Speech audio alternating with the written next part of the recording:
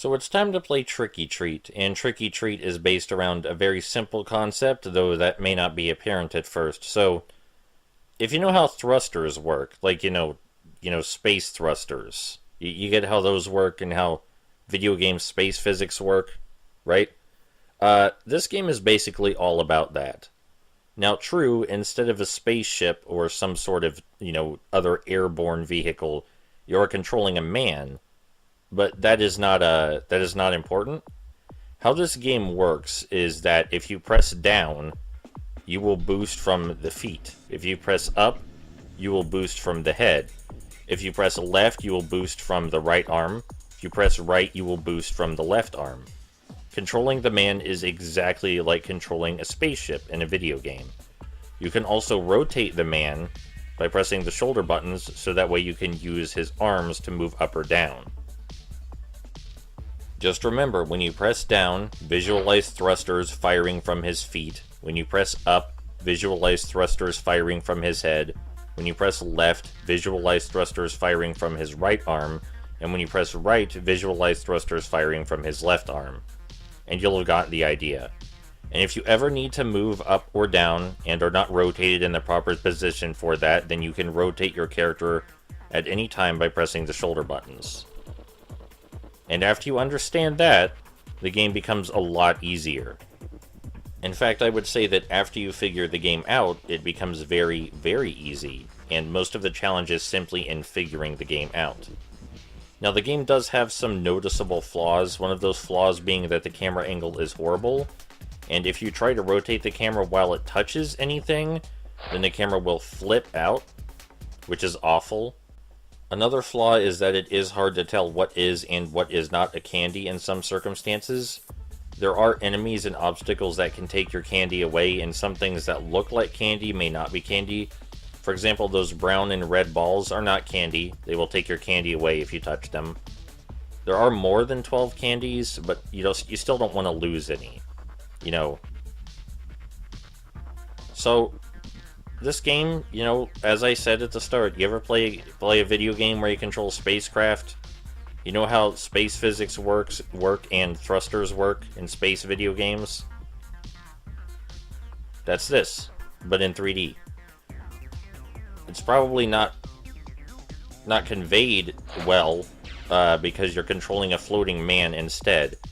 But no, this is just outer space spaceship physics, the video game. But in a weird urban setting, and you're collecting candy instead. Now, a lot of people seem to have issues with games like this. You can see the camera flipping out as I was talking about. A lot of people seem to have issues with games like this. They seem to think they control bad. I don't get that. Maybe they don't understand how thrusters work. In this specific circumstance, I get it. This man is not a spaceship. Well, he is a spaceship, but this man does not look like a spaceship. So the fact that he controls like a spaceship, and it seems like you're in outer space, I get that's hard to adjust to. I do not blame you for thinking this game controls badly. But I'm talking about this genre of games where you control spacecraft, and they try to emulate space physics using thrusters. Some people seem to think those games just control badly. I mean, maybe, but have you tried controlling something in space? I haven't, but from what I can grasp, it's not easy. But I've seen so many people that are just incredibly awful at this genre of video game, at this style of control, and it baffles me. Like, maybe they legitimately don't understand how thruster physics work, or how you use thrusters in space. Maybe they don't get that. Maybe they've never played a video game like that before. Maybe they've never done that. And again, none of this really applies directly to Tricky Treats, because even though Tricky Treats is that kind of game, you wouldn't know it. You have to figure that out on your own.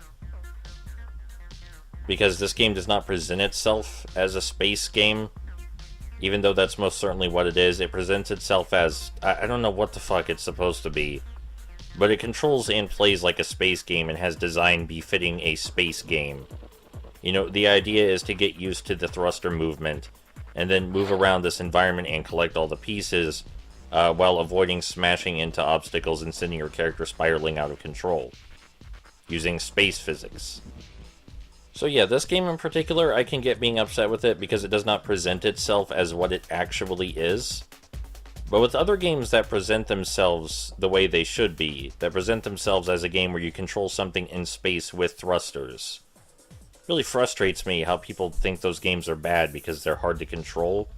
That's like the idea. It's not supposed to be easy to control.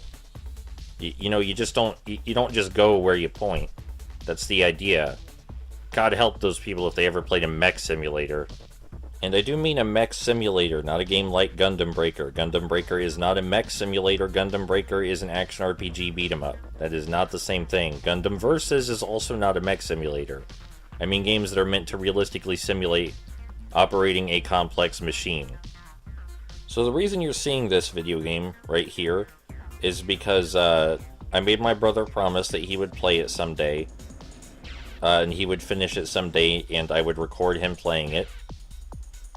And I'm planning on moving soon, and he's not going to be around when I move, so it's sort of a now or never thing. This is like something he had to do before I left.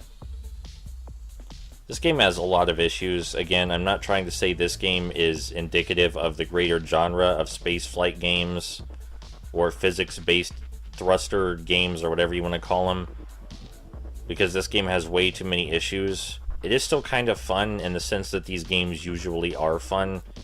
You know, the idea is to control your orientation by using very precise thrusting to get where you need to go.